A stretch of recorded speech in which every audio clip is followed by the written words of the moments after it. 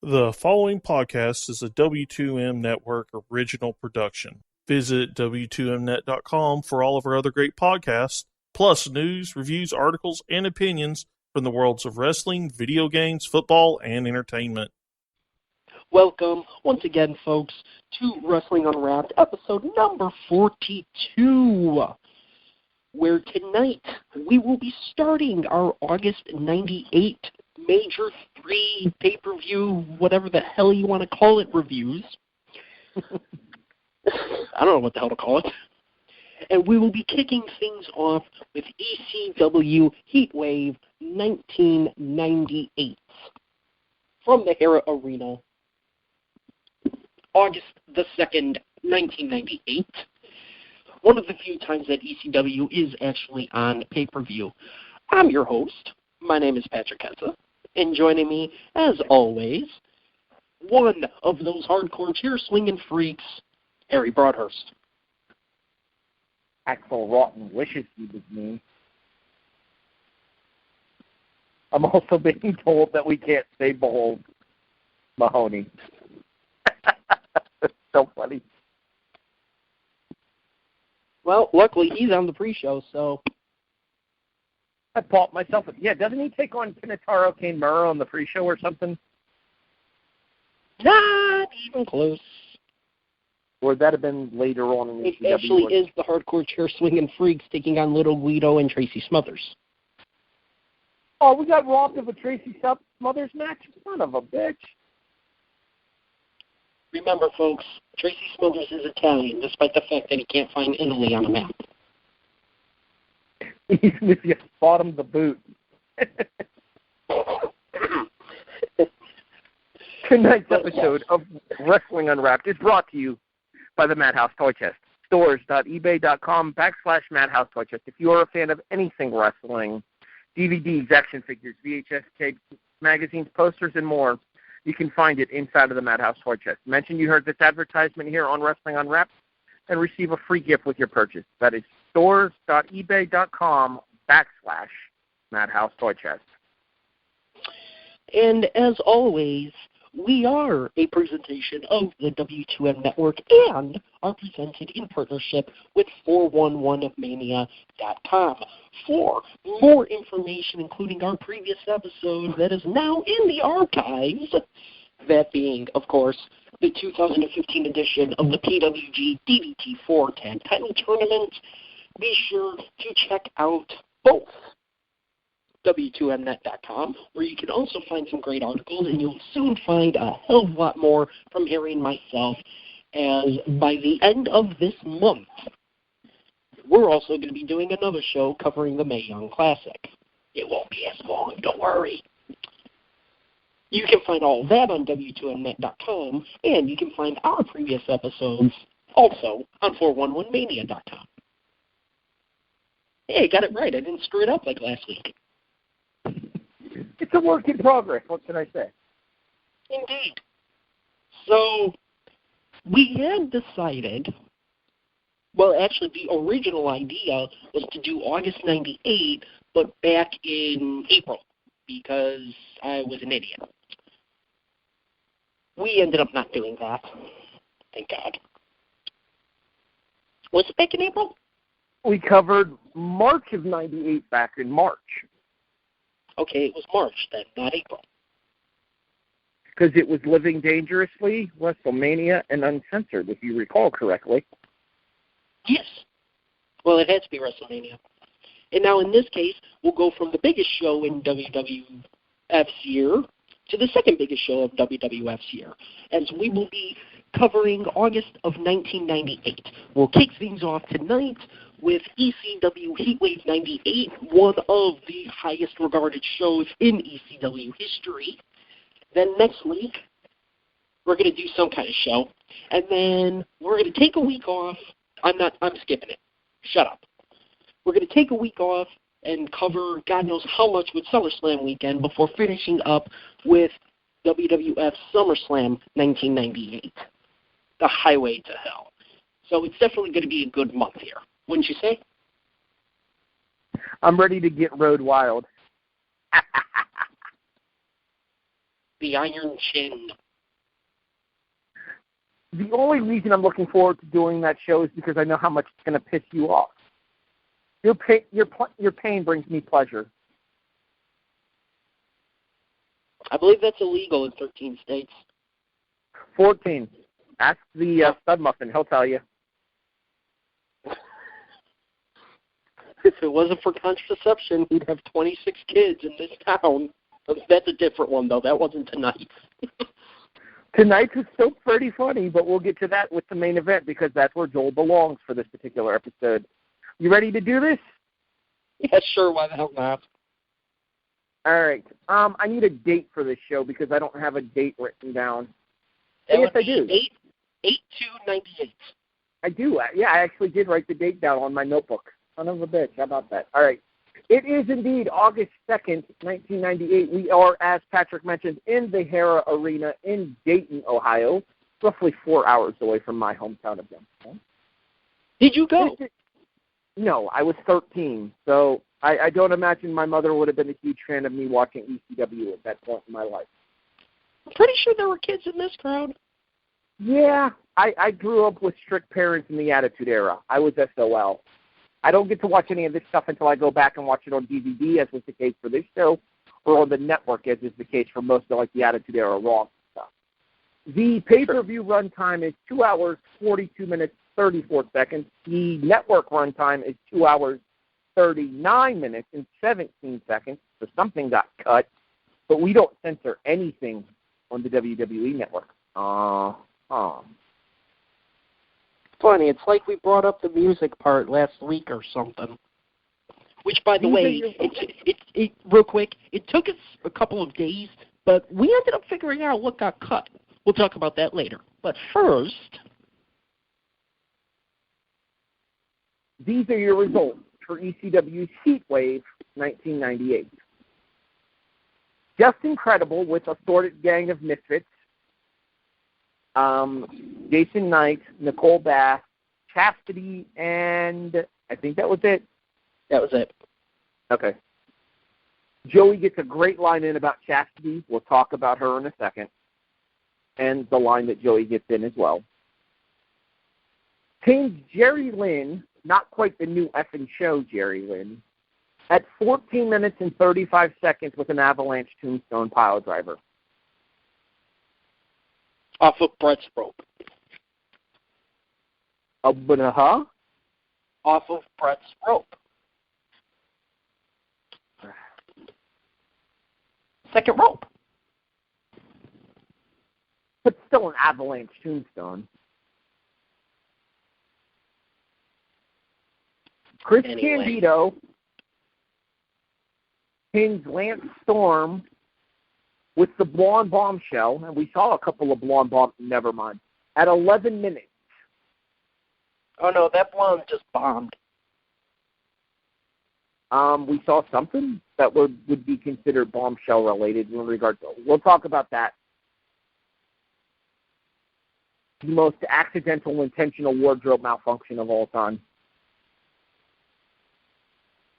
Masato Tanaka pins Mike Awesome with a tornado DDT onto a pair of chairs at 11 minutes and 49 seconds. Ow. That pretty much describes the entirety of that match. Yep. Rob Van Dam and Sabu retained the ECW Tag Team titles over Jinsei Shinzaki Bless you. and Hayabusa when Sabu pinned Shinzaki at 20:51. After shoving RVD out of the way. Oh, there's a story there. We'll get to it. Oh, I know. Taz taps Bam Bam Bigelow with the Kata Hajime, Taz mission for the uninitiated, at 13 minutes and 20 seconds to retain the FTW title. I tell you what the FTW title stood for, but we're apparently a family-friendly network. I'll make my jokes about Bam Bam tapping when we get to that match. And your main event, as previously mentioned, sees the Sandman, Spike Dudley, and Tommy Dreamer defeat the team of Buh Buh Ray, Devon and Big Dick Dudley, don't yell at me, that was his name, at 14 minutes and 28 seconds when Tommy Dreamer pins Buh Buh Ray with a DDT on the ladder. The only other time that match has been mentioned was last week, Harry. No, we talked about that at the start of the show tonight. You mentioned that this was the main event for this show, and then we talked about the fact that we're going to get into SummerSlam and Road Wild a little bit later on in the month. Yeah. Pretty sure. Pretty wrong. We'll go back and find out, though. Anyway, feel free to rewind. Feel free to rewind and call me an idiot if such is the case. So, a relatively short show at only 6 matches, but somehow still goes 242. Well, outside of one thing being cut off the network version, which I believe Harry and I both used in this case. Yes, I actually do have a copy of the pay-per-view version of the show, but it is buried amongst my DVDs, so I just watched the network version for my rewatch. Alrighty. Shall we get underway? Nothing to it but to do it. I'll ignore that. Anyway, so it's considered to be one of the most highly regarded pay-per-views in ECW history, and it may be only 6 matches, but 6 very action-packed matches. Dayton gets very hot. You could say it's a heat wave. Our August 98 Big 3 review starts now. This is ECW Heatwave 98. You could say it's a heat wave, but I wouldn't. That's on you, buddy. It is August, though. Anyway, I don't want to get sued. I know, but whatever. I remind you. We got me sued about something. I remind you, the Jews' parents were lawyers. True. And by Jew, he means Paul Heyman. Don't get mad at him or me. Well, don't get mad at him. Oh, wait, no, don't get mad at me. Crap. No, get mad at Patrick. Go ahead. It's okay. No, absolutely not. Anyway, kicking things off, it is a match for bragging rights, the end of Summer Series, according to Joey, as Just Incredible and half of America accompanying him to the ring takes on Jerry Lynn. Okay, so if I could go ahead and repeat Joey's line here that made me crack up laughing as I was rewatching this on the network. Sure. First of all, he gets in a dig at China by saying you could call her Russia because she's Nicole Bass Russia because she's twice the size of China. Har, har, har. Thank you, Howard Stern. And then the Chastity line legitimately cracked me up. Chastity coming out sporting a unique do. That is one finger in the blow dryer, one foot in the bathtub. He's not wrong. I lost it. Had to pause the show because I was laughing so hard. Once you said it, you reminded me of it, and yeah, that got a mighty chuckle out of me as well. I won't say that it cracked me up as much as it cracked you up, but it definitely made me laugh.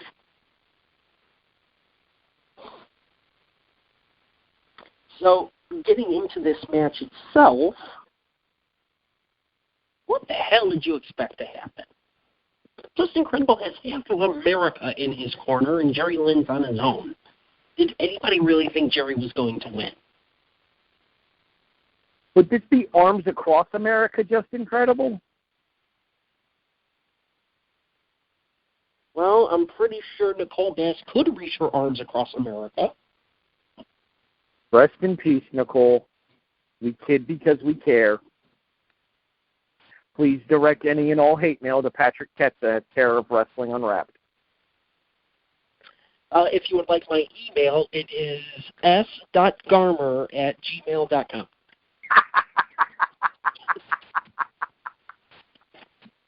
That's one. You son of a bitch. I'm sure I'm going to get a message about that. Anyway. No, the match itself is actually really good. I think they may have done a little bit too much for an opening contest, but at the same time, I wasn't bored by it either. I mean, last week we complained about that show's opener going too long at 17.5. This is 14.5, and it's also, I believe, one of the longer matches. Give me a quick second. I will check that for you. It is the second longest match. It's the second longest match. Yeah, the only match that's longer is the tag title match. Yeah, so. But, I mean, just incredible. I mean, he was not just incredible, but it's weird, and I think it gets brought up every time we cover one of his matches, because I don't think this is the first time. Jerry Lynn really did seem to get better as he aged.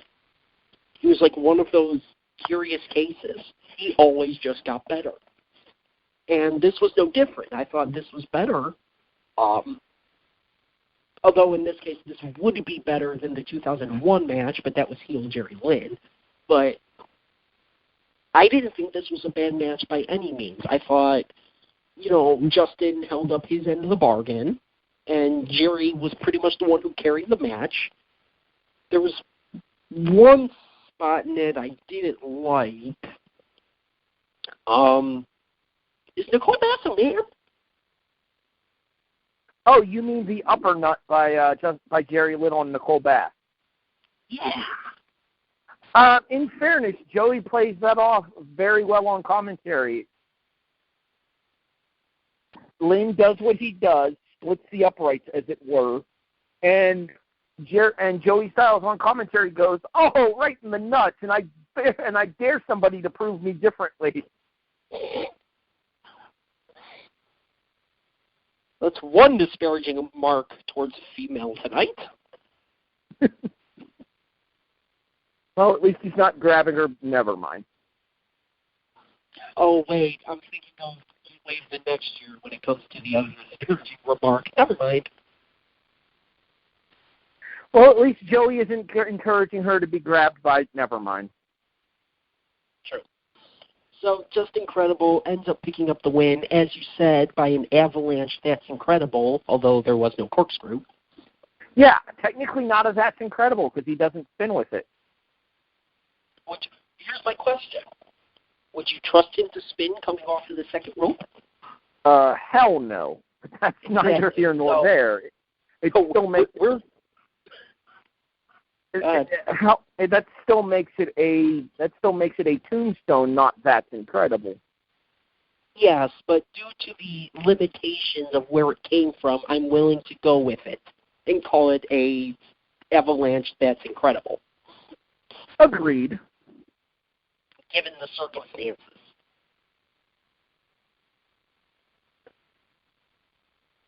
So just incredible ends up picking up the win and earns nothing. Bragging rights. Because it worked so well as a WWE pay-per-view, it obviously started here. I will have you know that Bragging Rights 2009 was my first pay-per-view, so you can cordially fight me. That's your fault. I got the tickets for free. I can't complain. Cena and Orton in an Iron Man match. Yes, but my first time seeing CM Punk live and in person. That's not true, actually. Neither here nor there. Anyway. We're getting off track. Indeed. So, moving on. Our next contest, we just go right into the contest. Here's where that missing 3 minutes is. Did I just hear myself say, never mind. For some reason, the network version cuts out the Candido Storm promo. That's where the extra 3 minutes comes in. Don't know why. Has to be the music or something. Yes. If I'm not mistaken, they may have used the Phantasmo song by White Zombie. Maybe? Because that would have been Lance Storm's theme song around the time. I'm also trying to think if there was any music in the Taz promo before Taz and Bam Bam, because that's the only other one, I think. Oh, no. There were two more. Before the sub-main event and before the main event. But I don't think either of those had music. I don't remember a promo package for the main event. I remember a backstage promo earlier in the show, and then I remember an on-screen from Joey highlighting what happened to Beulah, but I don't think they actually had an actual full-on promo video for it. Well, it didn't have the full promo video. It was the Beulah video. Okay. Anyway. All right, we're skipping ahead. Let's get back to this contest here. Candido and Storm. So I feel the need to invoke our weekly mention of a particular podcast here because there was a story told on that particular podcast that I feel was relevant here. Does it have to do with the valet? It does, in the fact that she was technically not approved to be on this show. This show put her in breach of contract, is what led to her being fired by the WWF. Oh, mon Dieu. The she in question, of course, is one Tammy Lynn Sitch, the artist better known as Sunny in the World Wrestling Federation. She's seen some sunnier days by this point. Yeah, well, as much as I may have enjoyed Chris Candido, dude was kind of a cuck, but that's beside the point. Wow. He's the John Morrison of his time. How's that for a reference? Wow. Dude, just stop. For Christ's sake, just stop. Boom. All right, moving on. It is Candido and Lance Storm. Lance Storm is accompanied to the ring by nobody. Chris Candido, however, is accompanied to the ring by his fiancée, as Joey calls her, Tammy Lynn Sitch, a.k.a. Sunny. Fiancé and never anything more. That's why she got a ham.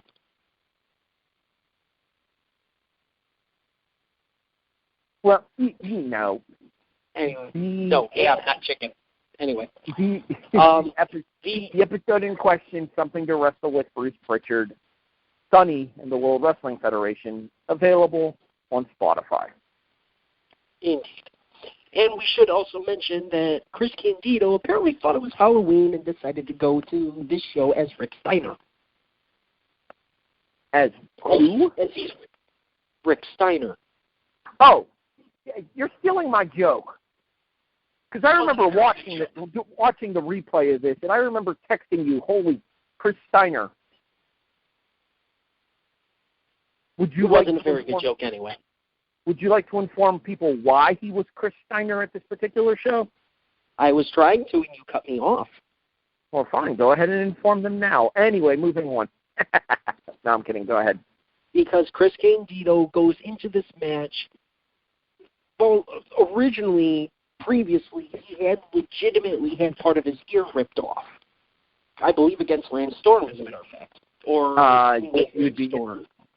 You would be incorrect. It was against Sabu and Rob Van Dam. So it was teaming with Lance Storm, which was the second thing that I said. He may or may not have been teaming with Lance Storm. He may have actually been teaming with Shane Douglas because they referenced this match a little bit later on. All right. And so he goes into following matches and this one wearing an amateur wrestling headgear similar to Rick Steiner and when he used to wear it. He also imitates Rick Steiner by doing the dog face growl, and then Tammy mounts him. He's not kidding either. Well, at least she doesn't mount him. To be fair, at least she doesn't mount him like the one show we did a couple of weeks ago where they were basically dry humping the ringside area. Fair enough. And from what I heard, that tag team actually just got back together today at the most recent Progress show. By the way, for those wondering, Progress Chapter 36, we're going to need a bigger room again, available in the archives. Dahlia Black and T.K. Cooper. T.K. Cooper. In terms of this match, getting back on point, yes. I remember why I don't like Lance Storm. Good wrestler, boring as hell. Yeah. So you remember the old Thrill Seekers tag team with him and Jericho? That was all Jericho, though. Yeah, I was just about to say, it's clear as day to see which one of the two of them got the charisma in the breakup.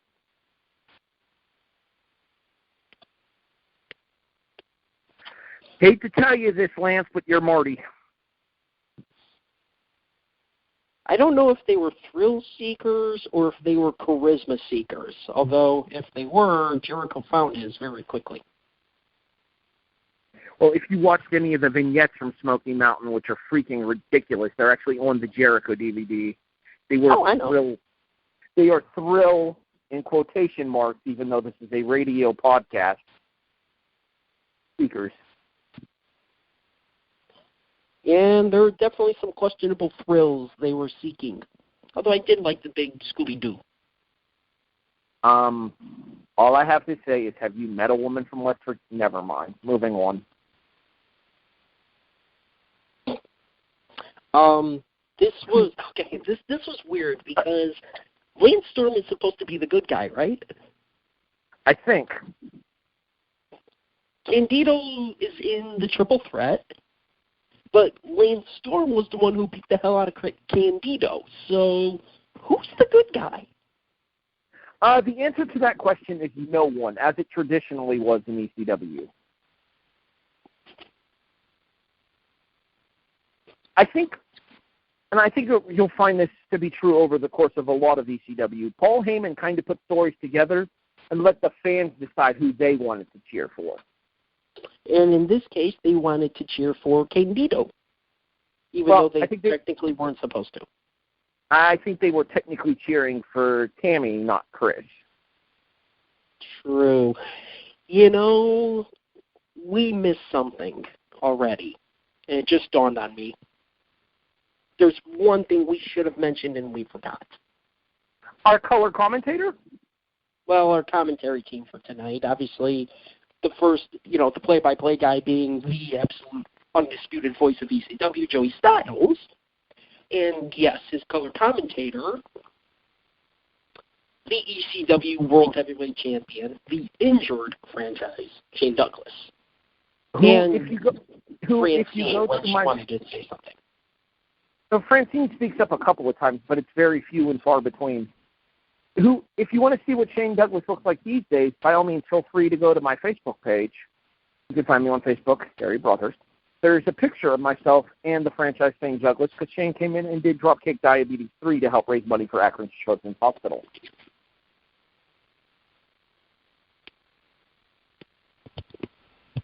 Cheap plug.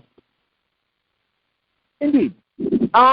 All right, so before we go any further with Shane Douglas, let's talk about the finish to this match, because I want to talk more about Shane Douglas and his role at the commentary table in a later match in the show, and I think you know what match I'm referring to. Oh, yeah, because we're going to have to talk about that. Maybe one of the great color commentator tirades of all time. Anyways, let's talk about the finish to this match. Do you remember what I said when I described? Do you remember what I said when I described the finish to this contest? That may have been the most unintentional and intentional wardrobe malfunction of all time. Oh wait, huh? I remember you saying it, but what? Tammy's pasties being shown when Molyneux accidentally pulls down her top.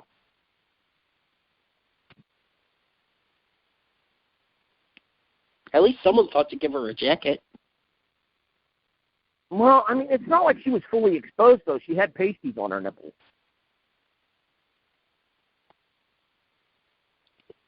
Why do you have to be a dream killer? Oh, no, if you want to see Tammy topless, there are ways to do that. Multiple. We will not be reviewing any of those videos here on Wrestling Unwrapped. I think only one of us has one of those videos. It's not me. Yep. I'm Against not even my will. Not even going to touch that. We're going to go ahead and move on. How about the finish? I don't like the fact that back-to-back matches finish with a top rope move. But only one match finished with a top rope move, buddy. Well, I mean, technically, it was an out-of-the-turnbuckle tombstone by Credible that won the opening contest. This was an actual off-the-top rope powerbomb by Candido, but still. No. Not top rope. Second rope.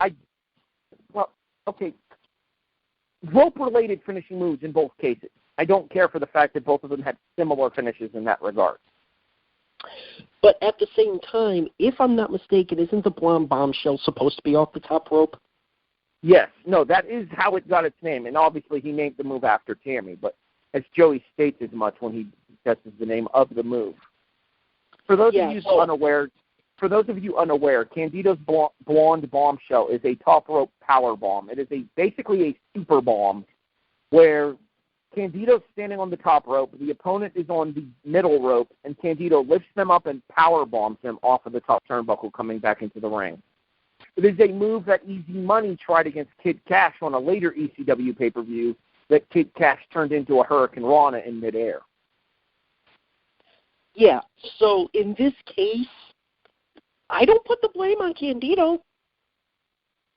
You can't. His move is supposed to be off the top rope. Credible's in it. I agree with that to an extent in regards to the fact that that's Incredible is traditionally a move done on the canvas. And as you mentioned, Credible had everybody but the 82nd Airborne out there with him for his match. And I'm pretty sure if Credible could have found a way, he probably would have had the 82nd Airborne out there with him for his match. Almost did. So, I understand the whole thought process there. I find it a little bit odd from a booking standpoint that they went with back-to-back off of the rope finishing moves for the first two contests. And that technically the third contest ended with a move off of the ropes as well. Oh, yeah. Speaking of said third contest, it is, if I am not mistaken, it is, if I am not mistaken, the ECW pay-per-view debut of Masato Tanaka.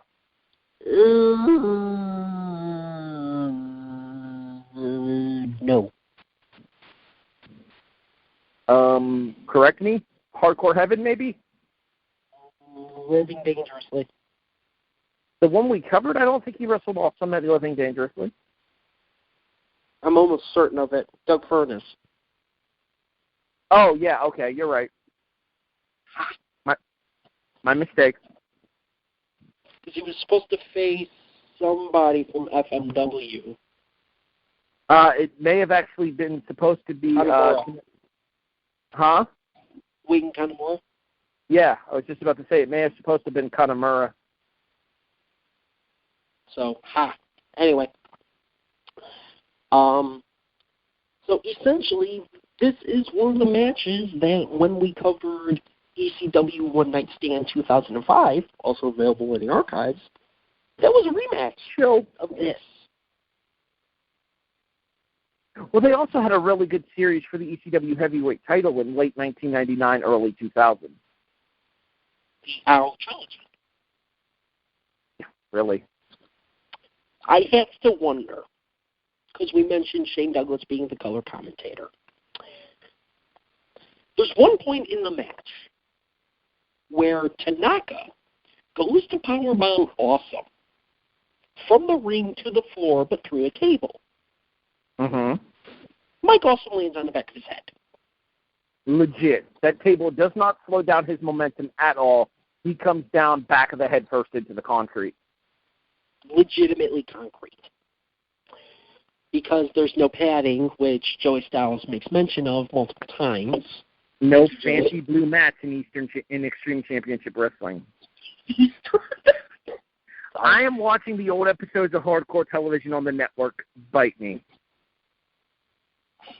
No. That's WCW. Rick Steiner. Okay, I'm done. Anyway. Moving on. So, Tanaka basically doesn't have the power to actually throw Awesome out and just throws it down. Awesome lands on the back of his head. And Shane Douglas just remarks on commentary, "Oh!" I have to wonder how much of that was legit. Not just an act of, oh my God, kind of thing, but it's just like, oh! Because it made me wince like that too.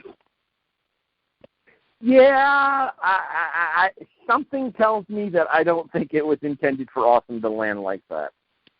At least, allow me to rephrase that. I really hope it wasn't intended for Awesome to land like that. God, I hope.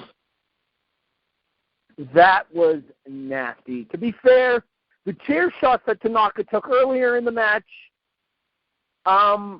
receipt for Mr. Awesome, receipt.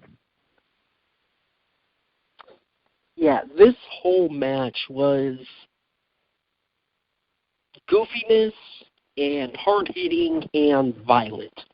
And I say goofiness because there was some goofiness.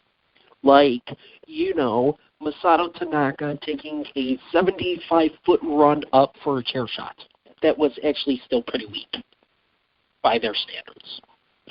Then there was also the, I would actually say, really bad chair duel. Probably one of the worst I've seen. But then you have things like Tanaka's Roaring Elbow. I believe the Awesome Bomb was used. Tanaka's failed Awesome Bomb through a table, and then the finisher being a Tornado DDT onto a lying flat pair of chairs. So Tanaka actually does pick up the victory here. Ow! Great, but ow! After seeing this in 1998, how in the hell is Tanaka still standing today, let alone, I believe, still wrestling? You're asking the wrong person, because some of the shots that Tanaka has taken over the years, and even going back to the 2005 match that he had against Awesome at One Night Stand, the shots that he took in that match, I refer you to the finish for that match where Awesome returns the favor to Tanaka over the top rope to the floor through a table, and then Awesome proceeded to be an ultra dick and follow out with a splash as well.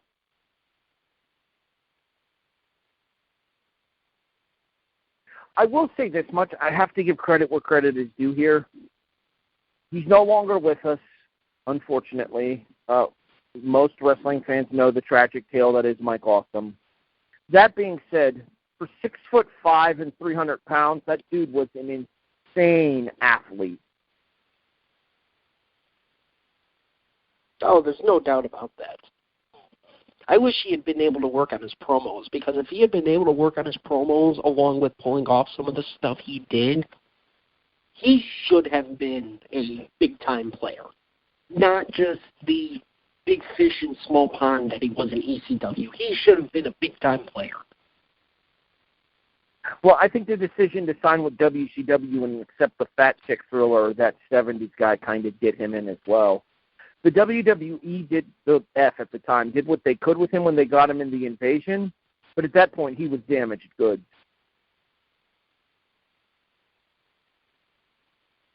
True. I still have very fond memories of the Invasion, and I think that's a show we should eventually do down the road. Of the opening tag team match for that show of Mike Awesome and Lance Storm taking on Edge and Christian. We'll see. I'm not saying no, but we'll see. Probably rather do that show than the one we're doing next week, right here on Wrestling Unwrapped. Jay Leno. All right. Anyway.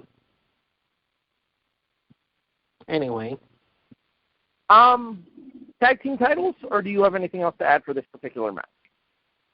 I do not, do you? I don't. Rob Van Dam and Sabu defend the ECW World Tag Team titles. Van Dam is also the reigning defending television champion at this time and would hold that belt until he has to relinquish it in August of 99, I believe. I believe so. I believe it would be a 22-month reign. Yes.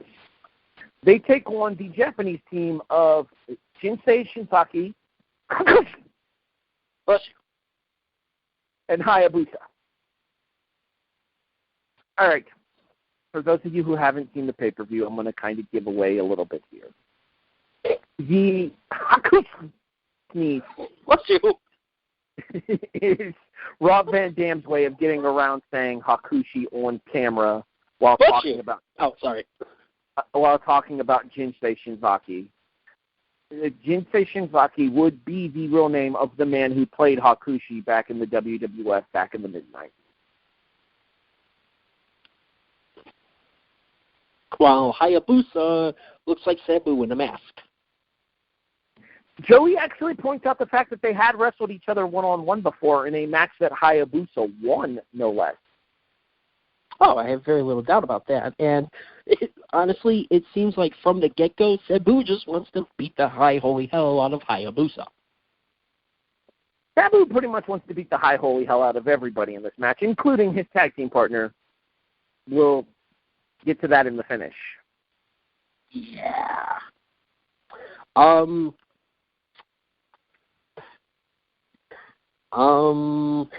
Spot after spot after spot after spot. That's to me what this match was. Not bad by any stretch of the imagination, though, but this was just one after the other, after the other, after the other, after the other, and just nonstop for 20 minutes. Some stalling to set up the next major spot, but for the most part, they pretty much just go at it for 20 straight minutes. And Sabu gets a splinter.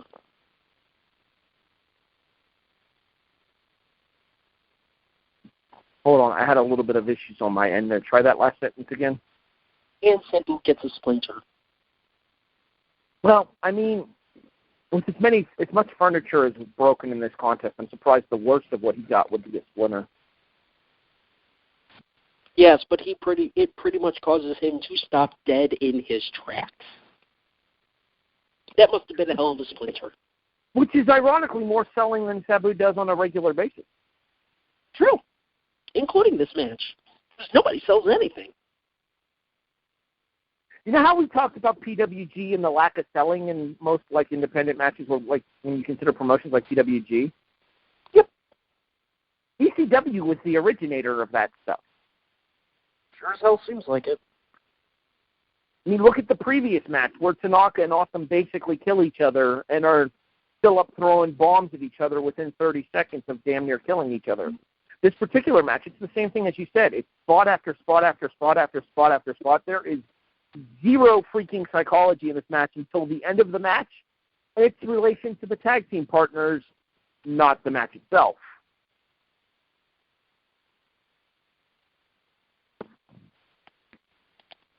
Yeah, and I mean, in this case, RVD and Sabu end up picking up the victory and retaining their tag team championships after putting both Shinzaki and Hayabusa through a table. Bless you. Thank you. And RVD goes to pin, I believe, Hayabusa, and Sabu pretty. I actually think he pinned Shinzaki. Oh, okay. Oh, whoever he goes to pin, Sabu just shoves him out of the way and just says, "Screw you, I'm getting the pin," and ends up getting the pin.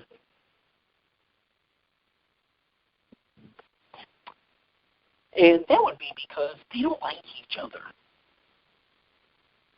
It is the Vince Russo special, even though Russo has nothing to do with ECW. It is the tag team partners who can't get along storyline.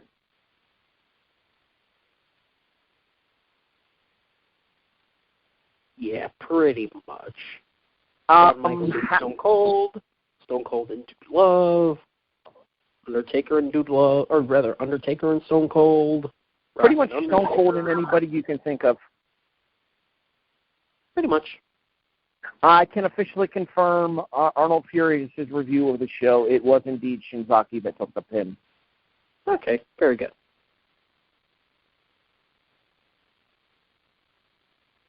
You were saying?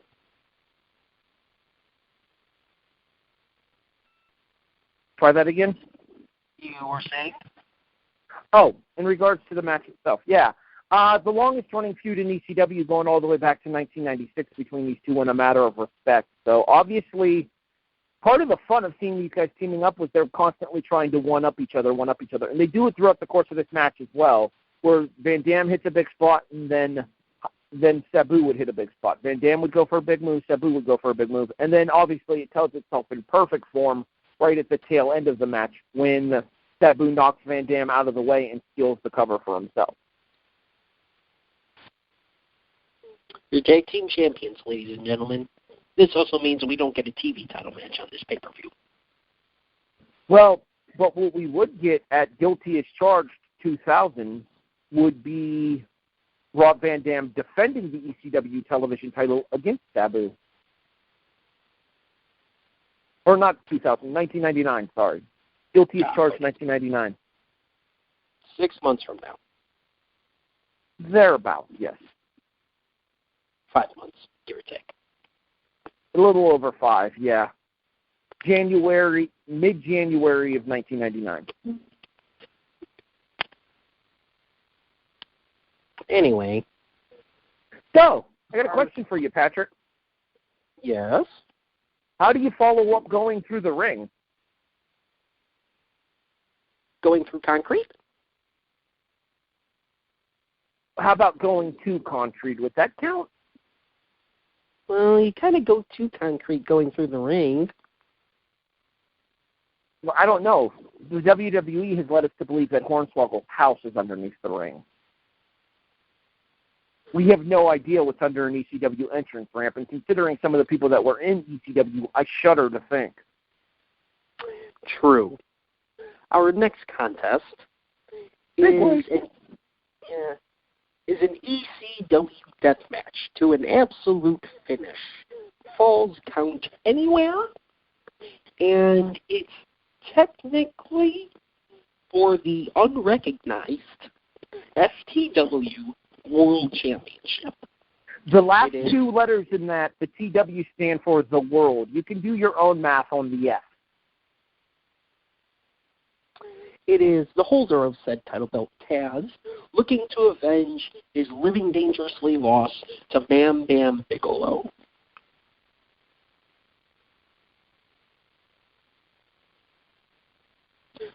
Oy vey. Again. Okay, Ow. So obviously the big thing to talk about with this match is going to be the finishing sequence. And we will talk about the finishing sequence in full detail because we both agree that we love the tirade that it leads to. It leads to one of those classic Shane Douglas promos. That being said, I think the vast majority of the match where they're fighting through the crowd is very uninspired to me.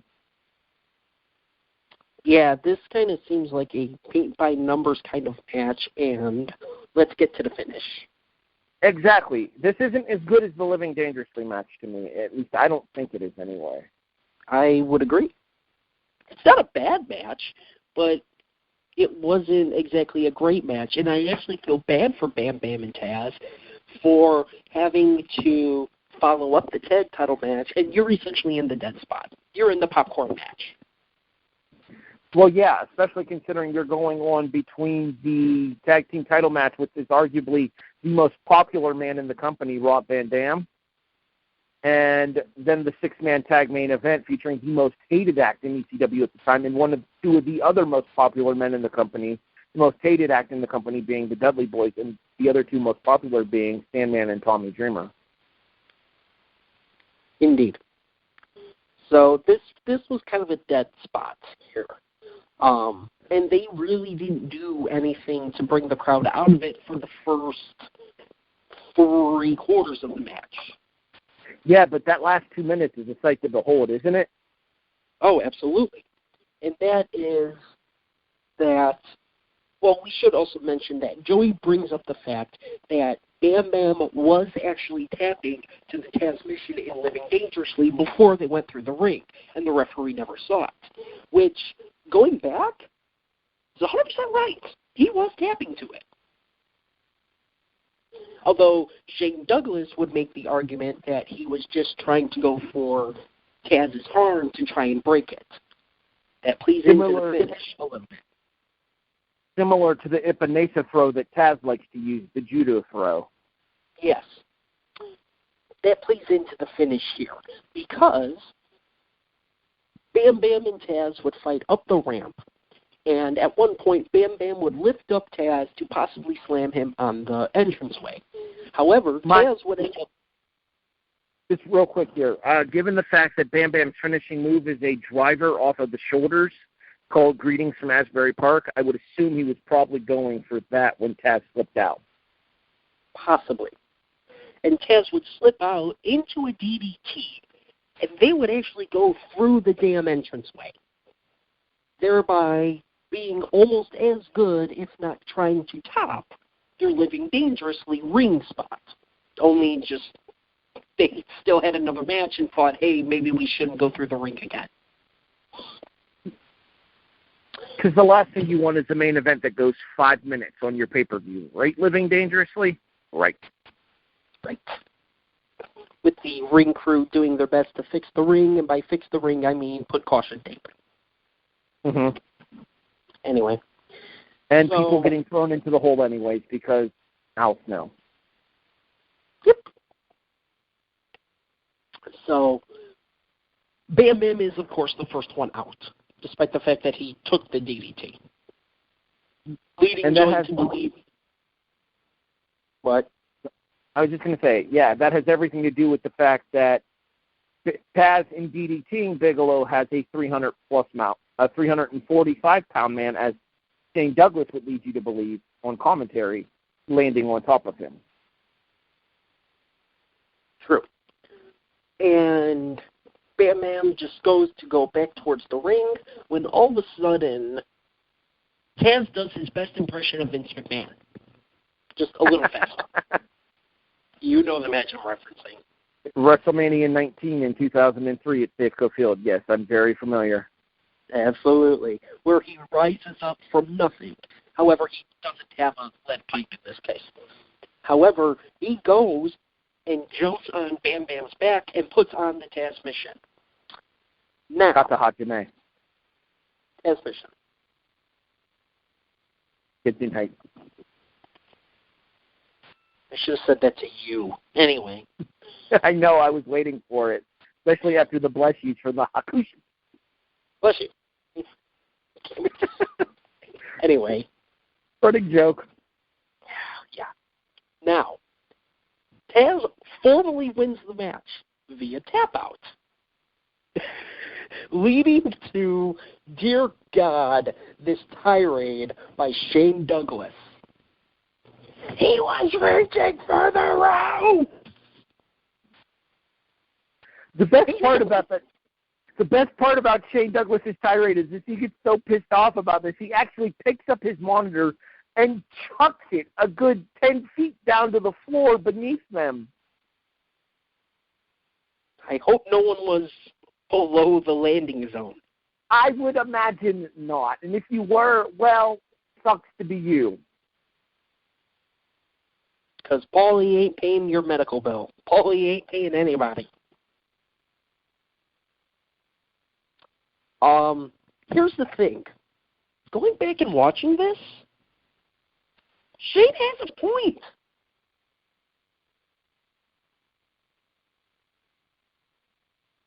Because it doesn't look like Bam Bam just straight up taps out. It actually does look like he's going for the rope. Granted, once again, this was no DQ, no count out, to a finish, false count anywhere. Rope break wouldn't have done a damn thing, but I can see where Shane would say he wasn't tapping, he was going for the rope. See, my question is when does Bigelow leave ECW? Because I don't know if they ever actually did anything else between Taz and Bigelow and ECW. Because if I'm not mistaken, I know Bigelow wins the ECW heavyweight title off of Shane Douglas in November. He then drops the belt back to Douglas at November to Remember, which is in Pittsburgh, well, outskirts of Pittsburgh. They never actually ran big cities. They ran suburbs of the bigger cities. But he drops the title back to Shane Douglas at the November to Remember. And I remember him showing up in WCW to confront Goldberg, but I'm trying to remember when that was. I want to say it was around July or August that he showed up in WCW. So I'm curious as to whether or not between this particular show in August of '98 and when Bigelow shows up in WCW in August. I have Bam Bam debuting in WCW the following November. November of '98? Yes. Which would mean he would have debuted in WCW possibly right after dropping the belt back to Douglas at November to Remember? He was in a six-man tag. Was it six-man at November to Remember? Yes. Then the title change must have been November to Remember '97.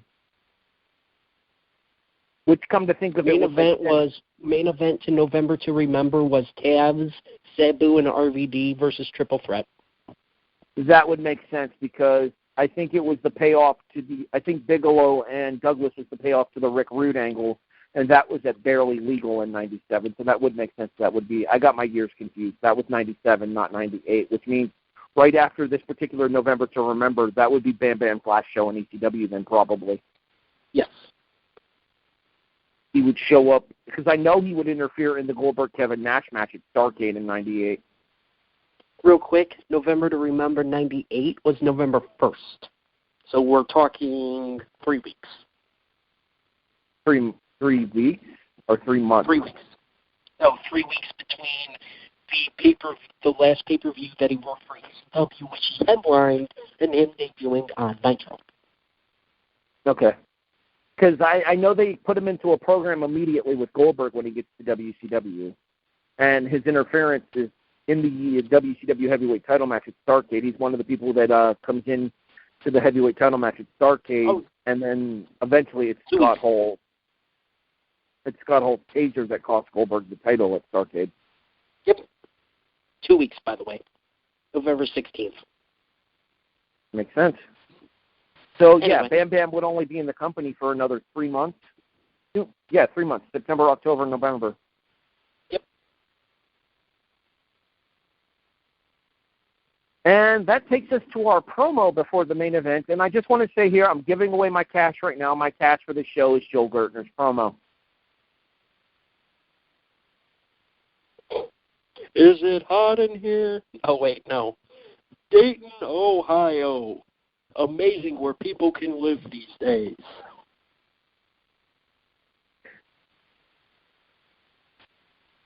Harder than Chinese algebra. Joel, I leave them sore, yet they keep coming back and begging for more.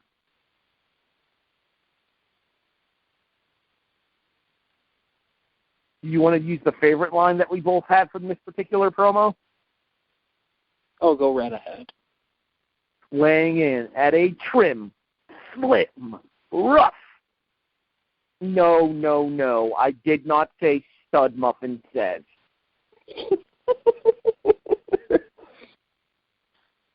Because when he starts to do the introduction for Devon for the six-man tag main event, the crowd, having been familiar with Gertner's diatribe to introduce the Dudleys for a year and a half now, it takes over and says it for him much the same way they would for The Rock later days, sing along with The Rock.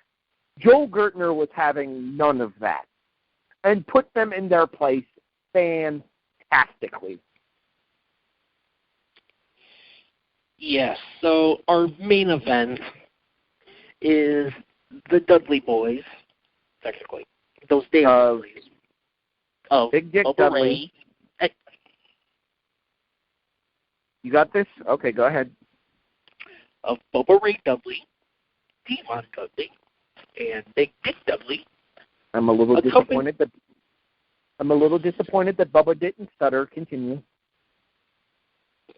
Big Dick Dudley. Shut up. Anyway, accompanied to the ring by the aforementioned Joel Gertner and Sign Guy Dudley. Yes. What? The innovator of silence. Sign Guy Dudley. Anyway, the Extreme Referee Jeff Jones, who would become I said Jeff. Oh, I thought you said Jack. My bad. Who would eventually become Mike Awesome's manager as Judge Jeff Jones. 100% correct. Yes. And also accompanied to the ring, I have to mention it. Don't say it. Don't say it. We'll just say that it's a blow-up doll with a picture of Beulah's face on it. We will not repeat Joel's name for it. We will not say Beulah McGillis, buddy.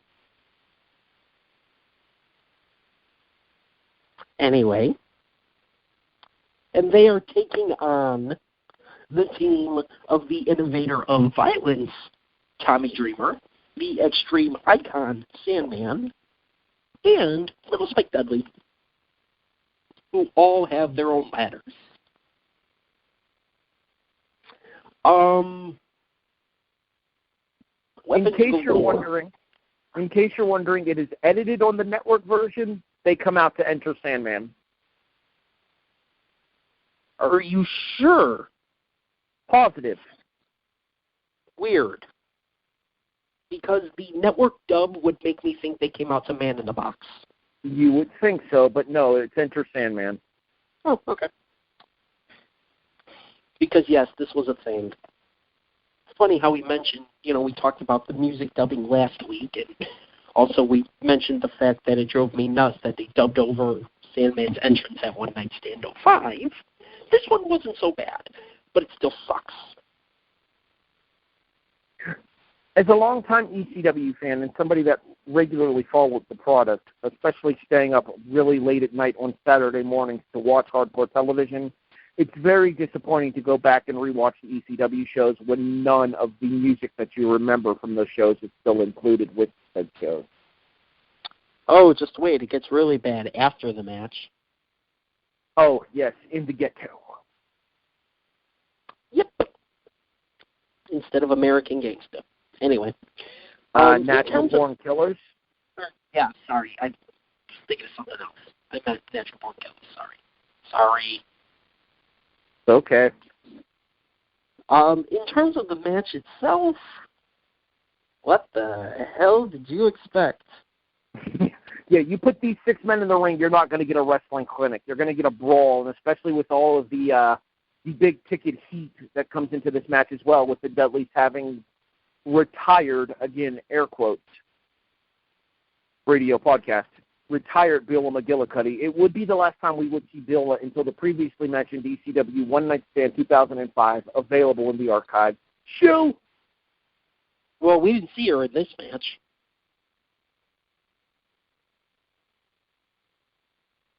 You'd see Beulah at ringside with, but never mind.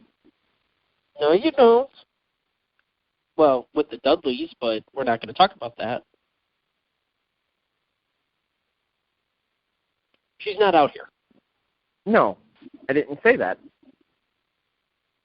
Anyway, the heat from this match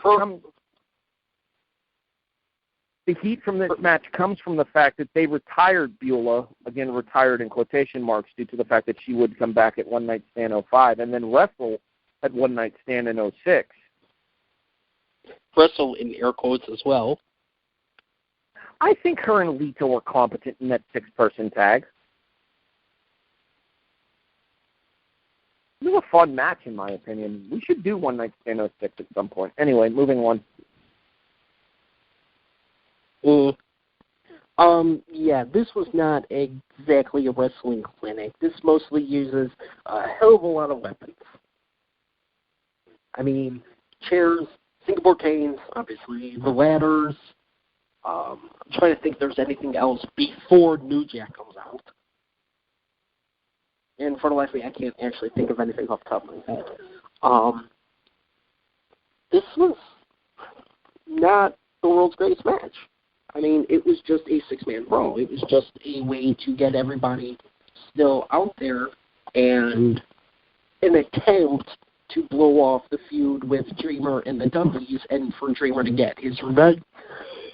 My apologies. For Dreamer to get his revenge, and because Spike never wanted to go with the rest of the Dudleys wanted revenge on Spike as well. So that's how everybody kind of gets interwrapped into this thing, and Sandman just being good friends with Tommy Dreamer. So everything does fit into place. And despite it being a Dudleyville street fight, the Dudleys don't win their own quote-unquote signature match, and they lose. Well, you know what they say. When you have a signature match in wrestling, you almost never win it. Consider how many times Taker got beaten in casket matches. Big Show, Yoko, Goldust. Well, Jinder Mahal's undefeated in the Punjabi prison. Wrestling Unwrapped will react to Battleground never happening. It was not a bad pay-per-view, though. No comment. I will take that to my grave. We may end up having to review that down the road then, because we strongly disagree on this one. Anyway. So, the Dudleys end up losing. However, they would end up getting jumped by Jack Victory. Yes, that Jack Victory. No. Dreamer, the Sandman, and Spike would end up being attacked by Jack Victory in addition to the Dudleys post-match. Yeah, I kind of screwed up how I was saying that. A little bit. Sorry. The Dudleys lose, and then they attack the winners. And Jake Victory joins in until... In the ghetto starts playing. In the ghetto, yeah. Literally, it's like 4 minutes of the worst rapping you've heard with the word "in the ghetto" repeated over and over and over and over. You get the point. Ad nauseum. Seriously, could we get Natural Born Killers? Yeah, could we not find a better cover or a better subtlety for Natural Born Killers than this? Family Guy licensed Natural Born Killers. Are you telling me Vince is cheaper than Seth MacFarlane? Seth MacFarlane gives less you-know-whats than Vince McMahon. He also has bigger grapefruits than Vince too, apparently. Anyway, as New Jack comes out to essentially have the weapons match that was supposed to happen earlier in the night, which, by the way, this is now the second pay-per-view where we've gotten essentially a match we weren't supposed to get. It happened back in March, too. Sabu and Sandman in the Kings match. The Dueling Kings match that was considered to be too violent for pay-per-view. But we ended up getting that anyway when Taz and Bam Bam broke the ring.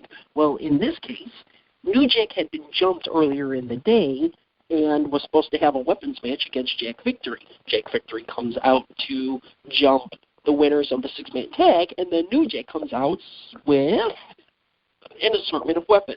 And as Joey even says, we're going to have that weapons match after all. And then New Jack steals Spike Dudley's ladder.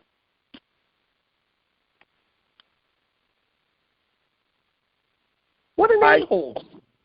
I can't repeat my comment from earlier about this because it'll get me in trouble. And frankly, even if I didn't think Jerome Young was a good person, I'd still tell Jerome Young I thought he was a good person.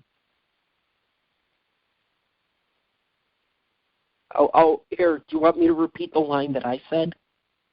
Okay, no, if we're going to do this, we can do this. My thought process was, at least that's all he took was his ladder. And I said that if New Jack stealing Spike Dudley's ladder was the worst that happened between New Jack and Spike Dudley, it's a good day. It would put him on the upper end of people in ECW's interactions with New Jack, actually. Vic Grimes says hello. And on that note, All hate mail can be sent to s.garmer@gmail.com. Right. Absolutely. Anyway, so that wraps up the actually kind of short card of ECW Heatwave 98, only 6 matches. Shall we go to the big finish? I think that's what the people here are waiting for. True. As always, the best and the worst match and the cash and the trash from this show. What's your worst match? You know what? It's really difficult to hand out a worst match when it's 6 matches like this, because all 6 matches have something good that happens in them. They all either advance a storyline, or they all pay off a storyline, or they all reward long-term viewers of the company. If I had to pick one match from my worst, as much as I'd hate to say it, I think I have to go with the main event. And I don't mean that as a fight. I just mean that in the fact that it's the least wrestling-oriented of the 6 matches.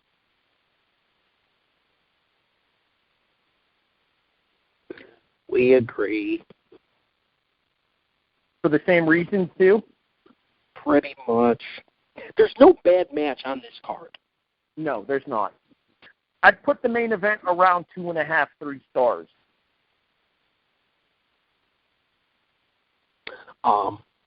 Probably closer to 2.5. It's one of those. Yeah, it's one of those where it's like you've gotten almost a night filled with weapons matches, and it's one of the shorter matches. I think it's the third longest on the show, behind the opener and the tag title. Tag titles. Yeah. Tag titles are the longest. It's the only match to break 20 at almost 21. The opener's 14:35. The main event is 14:28. Yeah. So it's just, eventually you just become numb to everything, and I think that's what happens here. It's just, you had already seen almost everything that happened in this one, so it's just by this point. Oh, no, that's a fair assessment. So, alrighty, what is your best match? Got a funny feeling we're about to agree on this one, too. It's going to be Mike Awesome and Masato Tanaka. Yep. These two are killing each other for our pleasure. Okay, maybe a bad choice of words in regards to Awesome. Yeah. Strike that, rewind, rip, rip, rip, rip, rip. These guys are destroying each other for our pleasure and amazingly not doing long-term damage to each other, specifically Tanaka. Like you said earlier, I have no idea how he's even capable of walking these days with some of the stuff he put himself through in wrestling. And I believe as of, 2015 and maybe into 2016, he's still wrestling. For Noah. It's entirely possible. I'd have to lay Google search. If you want more information on this, check out the Wrestling Unwrapped Facebook page. Indeed. But yeah, Facebook.com/Wrestling Unwrapped. But yeah, it's obvious that these two just went and just beat the hell out of each other, basically for your entertainment. And the fact that there was no long-term damage, especially from that botched powerbomb that even made Shane Douglas wins, that's saying something. And the fact that these two would go on to have even better matches in the future, that's saying something, because they just beat the hell out of each other in this one, and it turns into a damn fine match. Maybe a little bit of a goofy finish, with the Tornado DDT, but not bad by any means. So for me, it was definitely Tanaka and Awesome. So awesome. So we had an awesome match that was an awesome match. But what's your cash? Oh wait, you already. Wow. No. Well, yeah, you did admit what your cash was. You did. Well, sure. Yeah. Gertner's promo. Honorable mention for my cash to Shane Douglas at color commentary. You jerk. Did I just steal your cash? Yeah.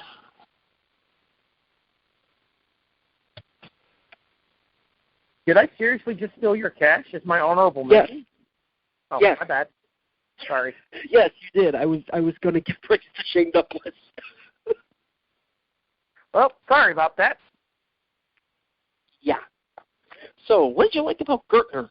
Ass.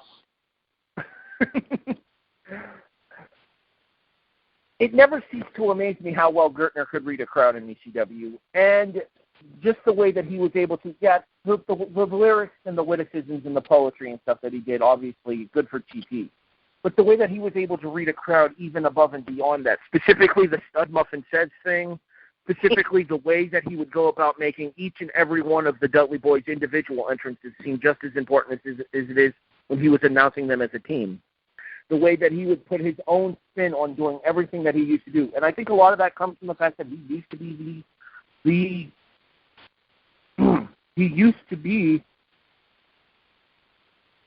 what's the word I'm looking for here? The ring announcer for ECW before he moved into a more advanced role working with the Dudleys. He used to be a straight ring announcer for ECW because I can remember watching the old Rise and Fall of ECW DVD, something that we've talked about covering on the show before, and in the Psychosis and Rey Mysterio match, Joel Gertner's your ring announcer in that match. Indeed.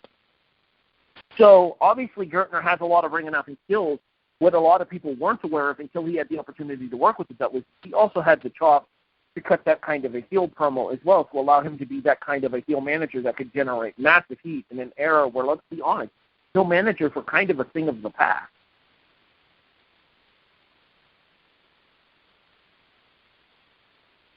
What specifically did you enjoy about Shane doing color commentary for this show? I think it's 2 reasons. I'm kidding. By the way, any other honorable mentions before I actually say mine? No, I think ruining it once was enough. You want to do an honorable mention for trash, too, just in case?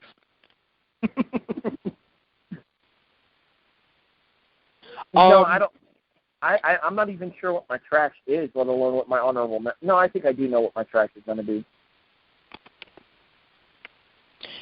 I know what mine's yeah, I know what mine is. Go ahead and give your Shane Douglas reasoning. Well, he didn't say a hell of a lot, but when called upon, Shane was actually very, very good. And he even, makes mention, he didn't do this with the Candido Storm match, but he does make mention just before the Bam Bam Taz match, yes, I know everyone's expecting me to be biased, but I'm going to give my fair due here. I will give Taz his fair due with this match. It won't just be a cheerleader for Bam Bam. So the fact that it was actually thought enough to, what the hell are you doing? The fact that I thought enough to actually say something like that, plus his temper tantrum after, with Bam Bam, it was reaching for the room. It was one of the rare cases where it actually felt like Joey Styles was afraid of him, which I thought was great. Joey played his part well as well, but I wouldn't be okay with Shane Douglas on commentary more. I think, if I'm not mistaken, he actually does commentary at another one of the pay-per-views from '98 as well. It might have been Hardcore Heaven, or is that the show?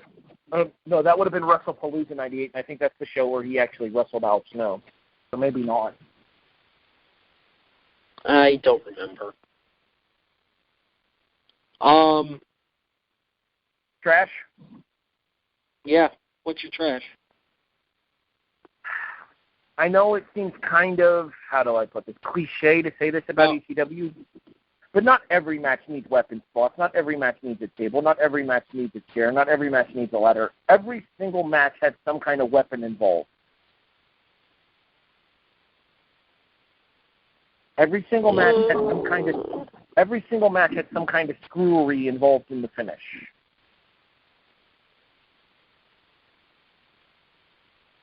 I think that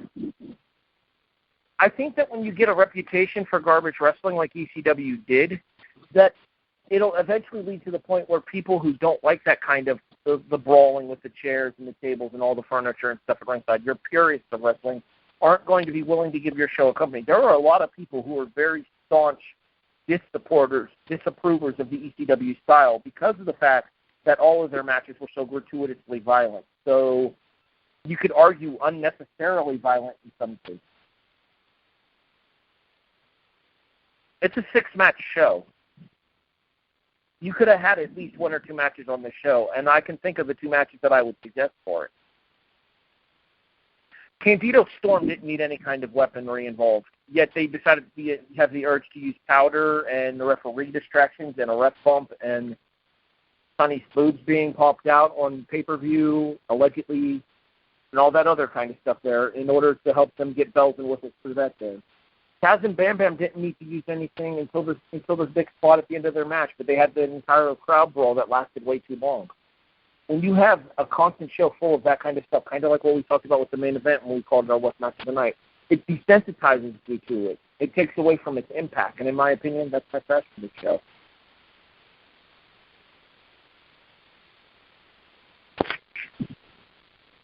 Patrick? Did we agree on the best match? We did agree on the best match. Then we're 4 for freaking 4. Say we're 3 for 4? 4 for 4. Oh no, you stole my cash too, you jerk. Oh no, I get my cash was Joel, but I gave an honorable mention to Shane. Fine, 3.5 out of 4. That's fair. Yeah, I'm along I'm on the exact same line as you. The opener, I don't think had weapons formally, unless you count other human beings. And I won't even say that the second match. There was a chair involved in the opener. I very specifically remember Justin Credible hitting Jerry Lynn with a short power bomb onto a chair where Shane Douglas specifically mentioned that the back of Jerry's head hit the chair. Right. I forgot about that. I won't so much call those weapons matches, the first 2.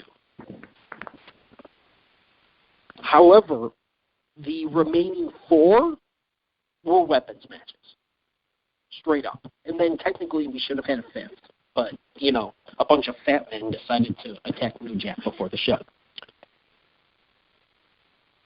So, yeah, for me, it's not even the fact that they did 4 matches that were so full of weapons. It's the fact that they did them all back to back to back to back. That's my issue here. Now, if they had split this up a little bit, I'd be okay with it.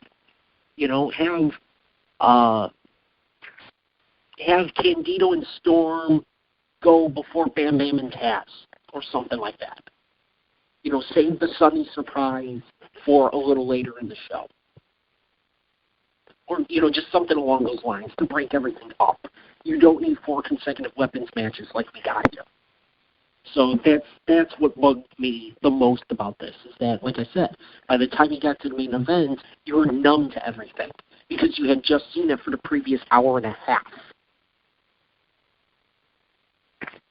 So, and I believe that's arguably the biggest criticism when it comes to ECW is that so much of their stuff, regardless be it good or bad, bleeds together because a lot of it is so similar in the way that it was presented. Indeed. Alrighty. So, before we wrap things up and get out of here, what is your final rating for Heatwave 98? It is widely considered to be the best ECW pay-per-view of all time. The argument can still be made, because it's 6 matches, not a single match is bad. In my opinion, it was the greatest ECW pay-per-view of all time, until One Night Stand happened. I gave One Night Stand a 9. I can't go that high for Heatwave. So I'm going to go ahead and slot Heatwave just beneath One Night Stand, and I'm going to give it an 8.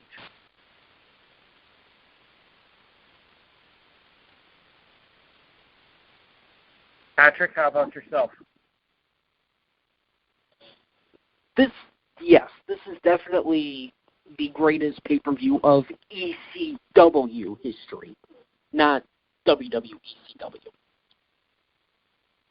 The problem is there's still a lot that you can gripe about. Like we mentioned, the constant use of weapons for the last about hour and a half of the pay-per-view. There's also the fact that even though the build-up to it was great, the show was 2:43 formally. Ballpark. I'm quizzing you. How much time was taken between the end of Taz and Bam Bam and the beginning of the main event, promos included? I would say it's probably close to about 20 minutes. Yeah. From closing bell of the FTW title match to the opening bell of the six-man. It's probably about 20 minutes. Yeah, the number I've heard is 18. There's a lot of stalling still. There's enough stalling you probably could have smashed a seventh match in. It's not good. But the action that we do get is great. I do hold this one in high regard. I do still think it's the greatest match the greatest pay-per-view in original ECW history.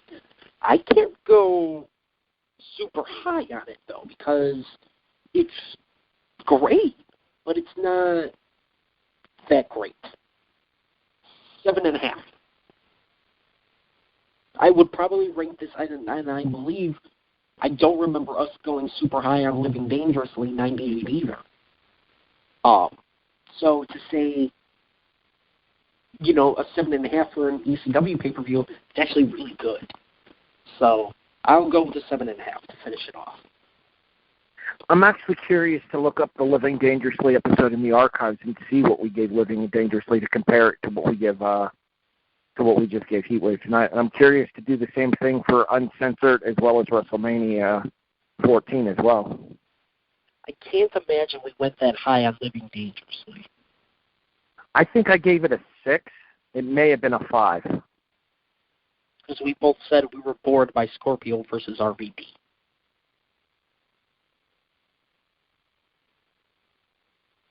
Anyway. Yeah, I'm gonna actually go as soon as we're done. As soon as we're done recording this episode, I'm gonna go check that out and see what we ended up giving Living Dangerously. Now that you mention it, because I am curious myself. Tonight's episode of Wrestling Unwrapped, however, has been brought to you by the Madhouse Toy Chest. Stores.ebay.com/Madhouse Toy Chest. If you are a fan of anything wrestling, DVDs, action figures, VHS tapes, magazines, posters, and more, you can find it inside of the Madhouse Toy Chest. That is stores.ebay.com/Madhouse Toy Chest. Mention you heard this advertisement here on Wrestling Unwrapped. Receive a free gift with your purchase. And as always, we are brought to you as a presentation of the W2M Network and in partnership with 411media.com. For more information, including our previous episodes, or if you want to hear our newest episodes, or any of our written reviews, including, eventually, WWF St. Valentine's Day Massacre, which is the next one on the docket, whenever we get to it. Be sure to check out W2Nnet.com. And as always, you can hear all of our episodes on 411media.com. So, next week, we shall continue our road through August 1998, as we will have to stop in WCW. The following podcast is a W2M Network original production. Visit W2Mnet.com for all of our other great podcasts, plus news, reviews, articles, and opinions from the worlds of wrestling, video games, football, and entertainment.